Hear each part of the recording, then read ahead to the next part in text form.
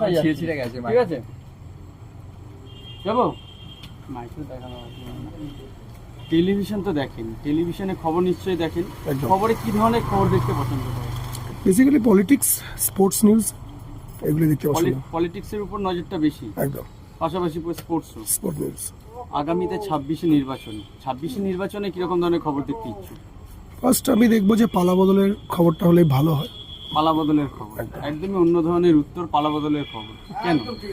কারণ দেখুন, আমি আপনাকে 3টে অপশন দিচ্ছি, আপনার কাছে 3টে অপশন আছে, 3টে অপশনের মাধ্যমে আপনি মরতে চাইবেন।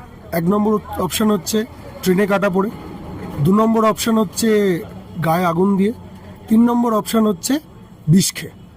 তো আপনার মনে হবে ট্রেনে কাটা পড়লে লাগবে, গায়ে আগুন দিলে সেটাতেও যন্ত্রণা হবে, তার থেকে বিষ খেয়েই বেরিয়ে পড়ি, 5 মিনিটের ব্যাপার, চলে যাব। এই 3টে অপশনই ইলেকশনের রূপে প্রতি 5 বছর আমাদের কাছে আসে। ঠিক তেমনই যে 1000 কোটি টাকার দুর্নীতি করেছে, যে 500 কোটি টাকার দুর্নীতি করেছে, যে 200 কোটি টাকার দুর্নীতি করেছে, তো সেখান থেকে 1000 কোটি আর 200 কোটি, যে 1000 কোটি করেছে তার থেকে তো 200 কোটি মানে অনেক কম, তো চলো একেই ভোট দিই আমি। সুইডেন এবং ফিনল্যান্ড ইউরোপের 2টো মহান দেশ, আপনারা হয়তো জানেন।